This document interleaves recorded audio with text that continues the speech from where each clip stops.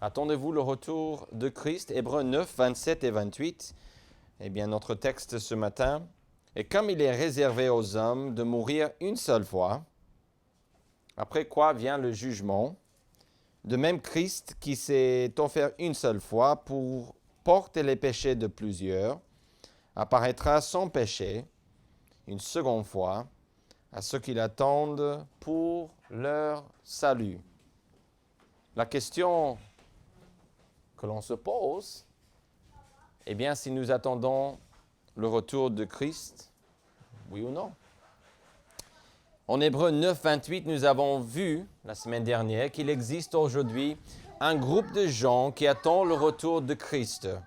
Ces gens ont découvert son retour. Comment? En faisant confiance au sacrifice qu'il a fait pour eux sur la croix. Ces gens sont des croyants en Jésus-Christ. Et c'est ici dans ce texte qu'on apprend que ceux et celles qui sont sauvés sont censés d'attendre, d'avoir hâte pour le jour où Jésus va revenir. Parce que pour eux, c'est un jour de salut. Tout ce qui leur aurait été promis va se réaliser quand Jésus revient chercher les siens. Jean 1, 12 décrit ce groupe de croyants comme faisant partie de la famille de Dieu. Si on croit en Jésus, on devient un enfant de Dieu. On n'est pas tous nés chrétiens ou membres de la famille de Dieu. En effet, pas tout le monde attend le retour de Jésus-Christ. En réalité, la plupart n'ont aucune idée qu'il revient sur la terre. Hébreux 9, 28 explique que Jésus revient et que ceux qui l'attendent seront sauvés. Mais à ceux qui ne l'attendent pas, c'est le jugement qui les attend. Alors aujourd'hui, j'aimerais bien parler de ce groupe en fait, ces gens qui n'attendent pas le retour de Jésus-Christ. Qu'est-ce que cela veut dire? On va voir plusieurs questions aujourd'hui. Quel est ce jugement déjà? Parce qu'on parle d'un jugement ici. Qui est le juge? Qui est celui qui va juger ces gens? Une bonne question. Comment seront-ils jugés, n'est-ce pas? C'est quoi les critères, les règles, les choses qu'il faut respecter ou éviter pour ne pas tomber sur ce jugement? Et puis, comment échapper ce jugement? Ça, c'est les 4 questions que nous allons voir aujourd'hui. À ceux qui ne l'attendent pas, il revient leur juger. Et la première question que j'ai pour vous, et je pense qu'il va aussi nous aider à comprendre ce texte, eh bien, quel est ce jugement? On parle de jugement dans le Nouveau Testament. En fait, ce même mot est utilisé presque 50 fois dans le Nouveau Testament. Cette idée, ce mot ici, jugement, évidemment, parfois, le mot est traduit différemment. Des fois, c'est condamné, des fois, c'est châtiment. Mais c'est ce même mot qu'on utilise pour décrire cette idée, cet événement de jugement, dont on parle dans ce verset 27 de notre texte. Alors, numéro 1, ce jugement viendra un jour. En Matthieu 10, 15, on parle de jugement, de ce même jugement. Et Matthieu dit au jour du jugement.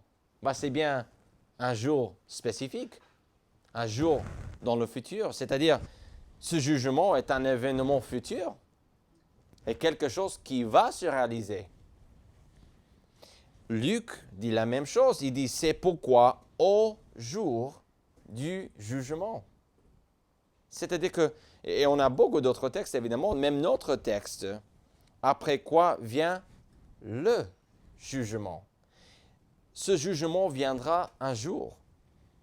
Charles Aznavour a chanté « Je sais qu'un jour viendra ». Et il parle dans cette chanson où sa fille va se marier avec un homme, un autre homme. Mais plus sûr que le jour que ce chanteur a mentionné, est le jour de jugement qui est devant nous. Un jour de jugement vient, et ce n'est pas Charles Aznavour qui parle de ça ou qui le dit, c'est Dieu. Alors pour moi, c'est encore plus certain qu'on va voir cet événement, parce que Dieu dit qu'on va voir un jour où l'on va rendre compte devant Dieu. Mais la deuxième chose, en parlant de ce jugement, pour bien comprendre ce que c'est, ce jugement est définitif. Le jugement est définitif. On voit en Marc 29, on parle de ce jugement et il dit une condamnation éternelle. C'est-à-dire que quand on arrive devant le juge, on n'a pas encore vu qui c'est le juge, mais quand le jour du jugement arrive, ce que le juge dit ne changera pas. Quand on est devant le juge pour ce jour de jugement, la condamnation est éternelle. Le châtiment, on dit en Matthieu 23, on parle de ce jugement, le mot qu'il utilise, c'est le châtiment de la géhenne. On parle de quelque chose qui, nous, on connaît comme l'enfer. Et nous savons qu'une fois qu'on est au-delà de cette vie, le choix ou les choix que nous avons faits, c'est trop tard de les changer. On ne peut pas aller en arrière et changer nos choix. Surtout concernant Jésus-Christ, c'est le salut qu'il nous offre gratuitement. Une fois présente devant le juge, sa décision est définitive. Mais ça entraîne encore une autre question, parce que notre texte nous parle d'un jugement qui est là, qui est le lot de chaque être humain, apparemment. Verset 28 nous dit, non, ce n'est pas tous les humains qui vont aller en jugement, parce qu'on voit qu'on peut échapper si on croit en Jésus-Christ, en gros. Si on est sauvé, on peut échapper cette condamnation éternelle, ce problème qui est devant tout le monde à la naissance. Mais qui est le juge? Alors, Jean 5, 22 nous donne la réponse. Le Père ne juge personne, mais il a remis tout jugement au Fils. C'est qui ce Fils? C'est Jésus-Christ. Jésus-Christ lui-même, on trouve la réponse en Jean 8, 16. Jésus dit, « Et si je juge, mon jugement est vrai, car je ne suis pas seul, mais le Père qui m'a envoyé est avec moi. » Voilà, c'est clair. Évidemment, c'est Jésus qui parle ici. Et il parle de ce fait que c'est lui le juge. On a d'autres textes où on voit que Dieu est le juge. Mais ici, on a vraiment la personne, on a le nom de Dieu qui va juger. C'est qui? C'est Jésus-Christ lui-même. Et ça, c'est intéressant, mais on va voir quand on répond à la prochaine question, pourquoi c'est lui qui est le juge? Pourquoi est-ce que c'est Jésus et pas le Dieu le Père? Bonne question. Parce que ce n'est pas Dieu le Père qui est mort sur la croix pour nous. C'est Jésus-Christ. Ce n'est pas Dieu le Père qui est venu rendre témoignage de l'Évangile, de Jésus-Christ, de ce qu'il a fait pour nous. C'est Jésus-Christ. Et alors, tout revient à lui dans cette vie, en fait. La troisième question, vous voyez que ça avance assez vite ici, n'est-ce pas? Ne vous inquiétez pas, la conclusion va durer longtemps, OK? Mais la troisième question ici, comment seront-ils jugés? C'est-à-dire, je vais être jugé sur quoi? C'est quoi les règles? Chaque société, chaque pays a des règles. Et quand on ne fait pas comme on doit faire, dans un pays, on est jugé, on a des problèmes. Et selon le crime, le paiement correspond souvent au crime. Pas toujours, mais souvent. Si vous faites beaucoup, vous allez avoir beaucoup de problèmes. Vous faites des petites choses, peut-être un petit peu moins. Jean 3, 19 dit, « Et ce jugement, c'est que, la lumière étant venue dans le monde, les hommes ont préféré les ténèbres à la lumière, parce que leurs œuvres étaient mauvaises. » Ici, on a dans un verset, un indice en moins, que ce jugement est par rapport à une telle lumière qui est venue dans le monde. On n'est pas sûr qui c'est dans ce texte sans lire le contexte, mais on va voir un autre texte en Jean aussi qui nous aide. Le jugement est pour ceux et celles qui rejettent la lumière. Ça, on le voit dans ce verset. Mais cette lumière Qui est cette lumière? Jean 3, 19 dit que le jugement est parce que nous rejetons la lumière. Nous préférons rester dans les ténèbres.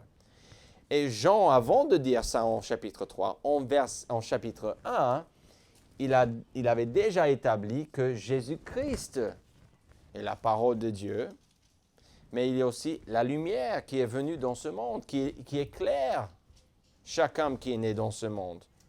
Et on décrit Jésus-Christ comme cette lumière, la parole de Dieu. Jean l'a bien expliqué en chapitre 1.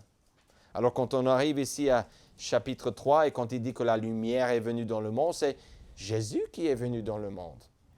Mais les hommes ont préféré quoi? Vivre d'après leurs propres règles ou rester dans le noir au lieu de croire en Jésus-Christ. Au lieu de se repentir en fait. Au lieu de changer de conduite, de façon de voir les choses, de pensée, de conviction, les hommes préfèrent gérer leur propre vie et dire « je ne me trompe pas ».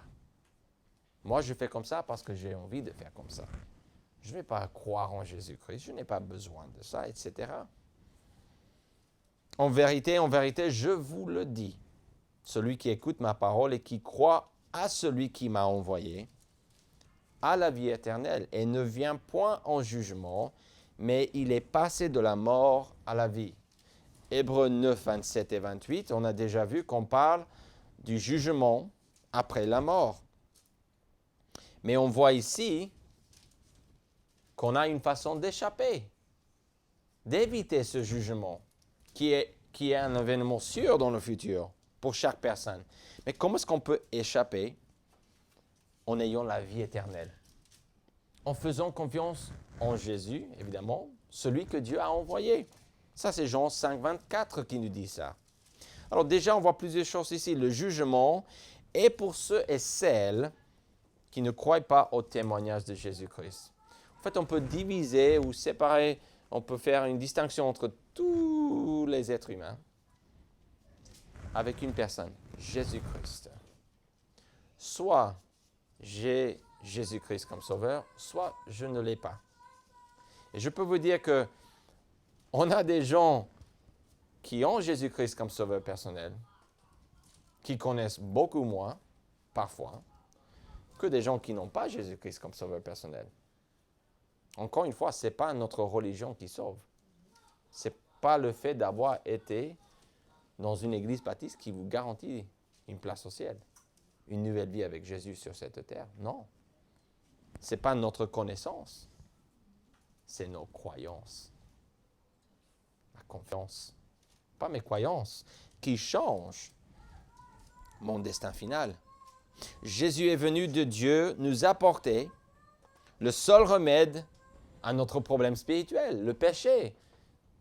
C'est une dette que nous ne pouvons pas payer. Nous ne pouvons pas faire assez de bien pour ensuite dire « Ah, j'ai été acquitté ». Ce n'est pas possible. Jésus n'est pas l'une des options, n'est-ce pas? Parmi plusieurs, il est, comme Jean 14 dit, le chemin, la vérité et la vie. Et là, on voit qu'en Jésus-Christ, c'est vraiment lui le seul espoir. C'est lui qui peut résoudre notre problème spirituel. Nous ne pouvons pas. Bien sûr que c'est à nous de faire confiance au sacrifice de Jésus, une fois pour toutes, ça c'est sûr. Mais ici, on est en train de voir Hébreux 9, 27 et 28, où on parle de deux groupes de personnes en fait. On a déjà vu la semaine dernière que le premier groupe, ce sont des gens qui ont fait confiance au sacrifice de Jésus-Christ. Eux, on le décrit comme un groupe qui attend le retour de Jésus-Christ. Christ va revenir. Pour les uns, pour le salut. Pour les autres, pourquoi? Pour les juger. Le jugement. Et ici, ce deuxième groupe, moi, je ne veux pas faire partie de ce groupe. Et je ne pense pas que vous non plus. Et la dernière question. Si ce que je viens de dire vous dit quelque chose, et vous dites, moi, je ne veux pas faire partie de ce groupe qui n'attend pas Jésus, et que d'un jour, il va apparaître, et ils vont découvrir, oh, mince, on s'est trompé. On n'a pas fait ce que Dieu voulait de nous. On n'a pas fait confiance en Jésus-Christ. Comment échapper à ce jugement? Comment faire pour attendre le retour de Christ avec joie? Comment faire pour faire partie de ce groupe de personnes, de gens qui attendent le salut? 2 Pierre 3, 9 dit « Le Seigneur ne tarde pas dans l'accomplissement de la promesse, comme quelques-uns le croient. Mais il, le Seigneur, use de patience envers vous. Nous voulons qu'aucun périsse, mais voulons que tous arrivent à la repentance. » Ça, c'est 2 Pierre 3, 9. Dieu, Jésus-Christ, ne veut pas que les gens aillent en enfer. Il ne veut pas que le jugement tombe sur eux, que cette condamnation que lui, en tant que juge, doit prononcer sur eux, il ne veut pas que ça tombe sur eux. Mais voulons que tous arrivent à la repentance. Si vous n'êtes pas sûr d'échapper à ce jugement qui est là, devant vous, qui était devant moi un jour, il faut que vous arriviez à la repentance. Mais arriver à la repentance, qu'est-ce que c'est? La repentance est de réaliser que vous avez tort et que vous avez besoin de quelqu'un pour vous sauver de votre prédicament. C'est-à-dire que vous êtes dans une mauvaise situation et que vous avez besoin de Dieu. Alors, si vous ne faites pas partie de ce groupe de gens qui n'ont pas cru en Jésus-Christ encore pour le salut, bah vous, comme on a vu la semaine dernière, vous avez hâte pour le retour de Christ. Parce que pour vous, c'est l'accomplissement de chaque promesse que Dieu vous a donnée en Jésus-Christ. Pour vous, c'est une nouvelle vie au-delà de cette vie. Un nouveau corps qui marche comme il faut, n'est-ce pas? C'est ne pas souffrir, d'avoir des problèmes. Bon, plein de choses, le ciel, n'est-ce pas? Ça représente beaucoup de choses et beaucoup de promesses. Mais malheureusement, pour beaucoup de gens, le retour de Christ ne représente pas ces choses-là. Ça, c'est horrible. La repentance est de réaliser, j'ai tort. J'ai besoin de Jésus, en fait. La seule chose que Dieu me demande, c'est de faire confiance en lui, pas de connaître qu'il a existé, pas de croire que Dieu existe, tout simplement. Ça doit aller beaucoup au-delà de ça. Parce que même les démons savent que Dieu existe. Et ils tremblent, la Bible dit. Il faut plus que ça, il faut mettre sa confiance en lui. Il faut céder sa vie à lui, il faut se repentir. Il faut choisir d'aller dans sa direction une fois pour toutes. Non, ce n'est pas parce qu'on fait des choses qu'on est sauvé. Il ne faut pas mal comprendre ce que je dis. La Bible dit, ce n'est point par les œuvres, afin que personne ne se glorifie, n'est-ce pas? Mais c'est par la grâce, par le moyen de la foi que nous sommes sauvés. Croire n'est pas de croire que Dieu existe uniquement. Croire est de placer sa confiance une fois pour toutes au sacrifice de Jésus-Christ. En vérité, je vous le dis, celui qui écoute ma parole et qui croit à celui qui m'a envoyé a la vie éternelle et ne vient point au jugement. Le jugement dont on parle en Hébreux 9, 27, Jean 5, 24 dit « Et ne vient point en jugement », comme c'est prévu pour tout le monde.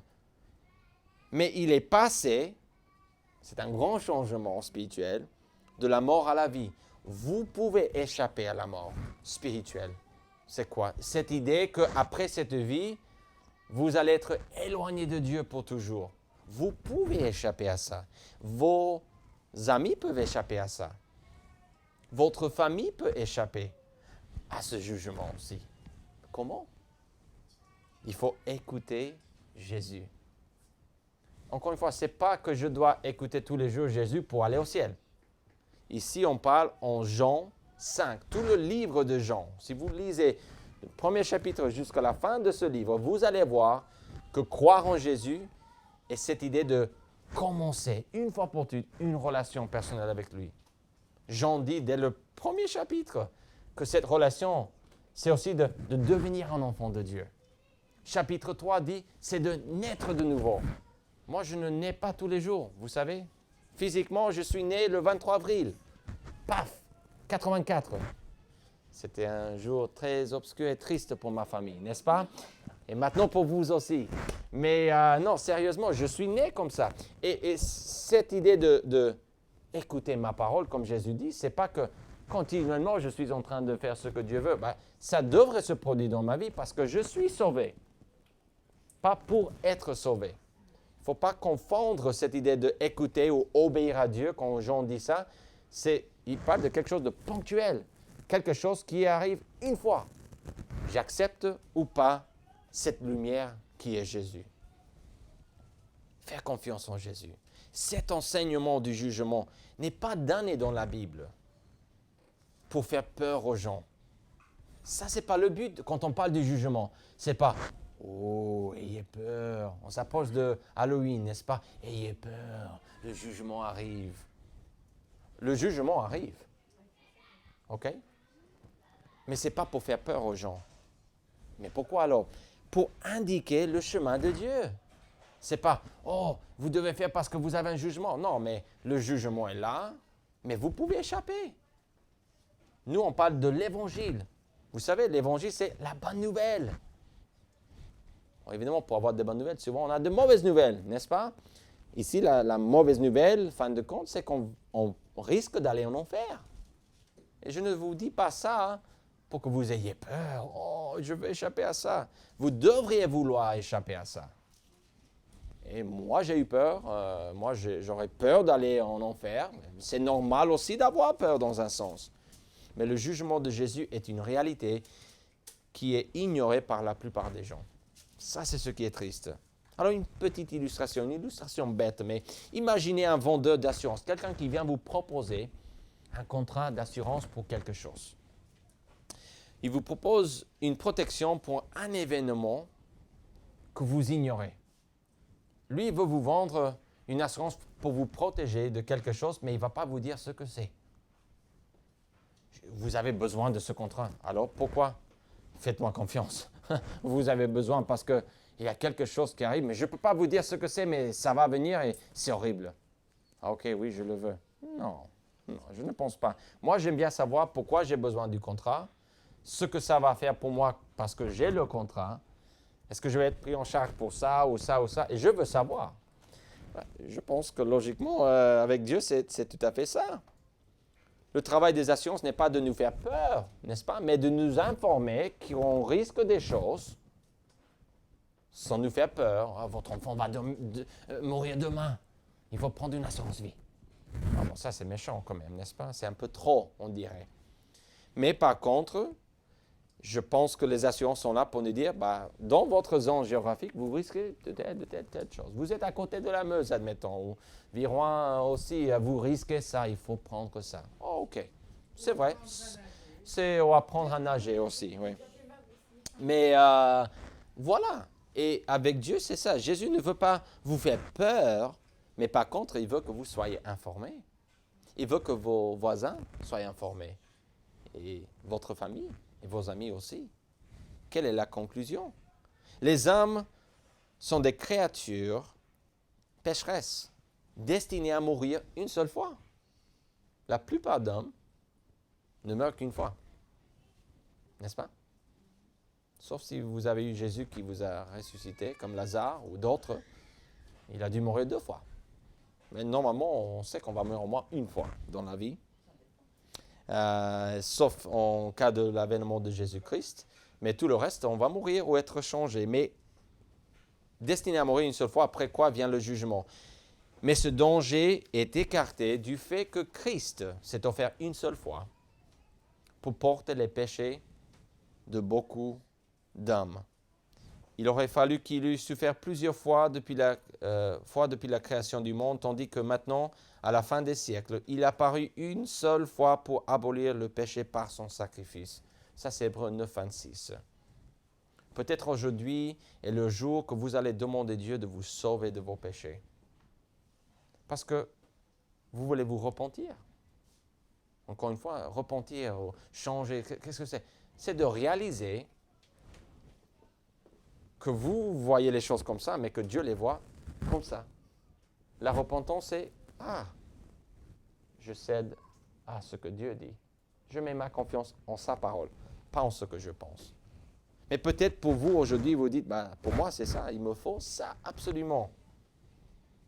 5 questions pour voir si vous êtes vraiment prêt de faire cette décision. Êtes-vous pécheur? La repentance, c'est de réaliser que vous avez un problème que seul Jésus peut résoudre. Deuxième question, voulez-vous être pardonné pour vos péchés ou de vos péchés? Le salut que Jésus nous offre est d'être pardonné pour tous nos péchés, passés, présents, futurs. Jésus s'engage avec nous quand nous exerçons la foi en lui pour nous sauver. Il nous promet une meilleure vie. Il nous promet qu'on peut échapper à ce jugement. Troisième question, croyez-vous que Jésus est mort sur la croix pour vous et qu'il est ressuscité? Pourquoi tout ça? Sachez que seul Jésus peut sauver. C'est ça pourquoi on dit les choses comme ça. Parce que si vous faites confiance en Jésus plus ça, ou Jésus plus cette personne, ou Jésus plus ma religion, Jésus plus ce que j'ai vécu, Jésus plus n'importe quelle autre chose, vous n'avez pas Jésus. Vous avez un mélange, mais ce n'est pas Jésus. Okay? De l'eau avec du poison, pour moi, n'est plus de l'eau. Oh, vous pouvez argumenter toute la journée pour me dire, c'est de l'eau, bois-le, l'eau c'est bon pour la santé, allez, bois-le, James. Mais c'est un mélange que moi, je ne veux pas avoir dans mon corps. Et c'est une illustration bête, mais pour dire quoi? C'est Jésus plus rien. Il faut se fier en lui uniquement. Quatrième question, êtes-vous prêt à donner votre vie pour Christ? Pourquoi? Le salut n'est pas censé être un contrat qui vous prend en charge en cas de problème. Évidemment, si on est sauvé, on n'a plus besoin de penser à ce jugement. Pour nous. Mais pour ceux qui nous entourent, évidemment, oui. Mais ce n'est pas fait pour être comme ça. Le salut est de commencer une relation avec Dieu. Comme le mariage. Moi, je me suis marié le 3 juillet 2009. J'ai des dates partout dans ma tête. Mais après le mariage, après cette cérémonie officielle, je fais ma vie avec Virginie. C'est normal, n'est-ce pas? C'est pas, ok, je suis sauvé, bon, je suis marié, excusez-moi, bon, allez, à bientôt peut-être, je ne sais pas. Je vais aller faire ma vie, toi tu fais ta vie là-bas.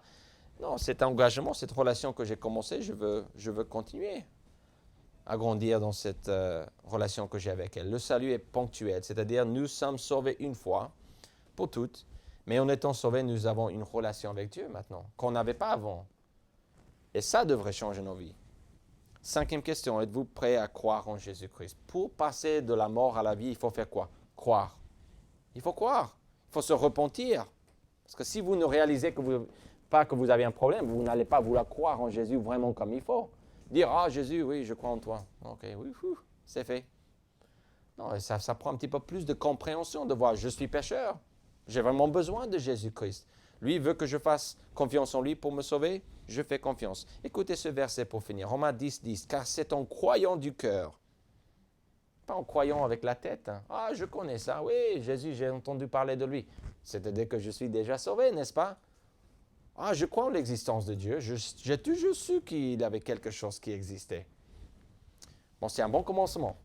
Mais ce n'est pas ça l'idée de croire du cœur. Il dit qu'on parvient à la justice. Et c'est en confessant de la bouche qu'on parvient au salut. Selon ce que dit l'Écriture, quiconque croit en lui ne sera point confus. Vous savez, j'ai demandé à Dieu de me sauver quand j'avais 7 ans à peu près. Si vous voulez être pardonné une fois pour toutes et ainsi commencer une relation avec Dieu, je vous invite à prier Dieu. C'est ce que j'ai fait quand j'avais 7 ans. Vous pouvez prier une prière comme celle-ci. Moi, j'avais 7 ans à l'époque, 7-8 ans, je n'avais pas beaucoup de connaissances de Dieu. Pourtant, je suis né dans une famille chrétienne et tout ça, mais je ne connaissais pas énormément de comment faire. Mais moi, j'ai dit, Seigneur, j'ai péché contre toi. Comme un gamin, je le voyais, j'avais déjà fait des choses qu'il ne fallait pas faire. Voler des bonbons ou manquer du respect, vous savez, tous ces péchés qu'on fait quand on est gamin. qu'on fait des fois quand on est plus grand aussi, n'est-ce pas? Mais je dis, j'ai péché contre toi, je te demande pardon de mes péchés. Ça, c'est la repentance. J'ai compris, ouais, tu dis ça, moi je fais ça. Mais je ne veux plus ça. Je veux venir à toi. Je crois que Jésus est mort sur la croix pour moi et qu'il est ressuscité. Père, je te donne ma vie, prends-la. Prends-la. Je veux que Jésus me sauve. J'accepte ce qu'il a fait pour moi. Et je demande ceci au nom de Jésus. C'est une prière simple que j'ai priée en anglais, évidemment, à l'époque. Mais qu'est-ce que ça dit? Est-ce que cette prière est magique? Si je dis ça, je vais te sauver? Non. C'est en croyant du cœur qu'on parvient à la justice. Ça doit vraiment être quelque chose qui est dans votre cœur. C'est vraiment cette idée que vous comprenez que c'est ça qu'il faut faire. Ça, c'est le salut. Encore une fois, pourquoi est-ce qu'on parle de tout ça? Si vous avez cru en Jésus déjà dans votre vie, les gens autour de nous ont besoin de ce message.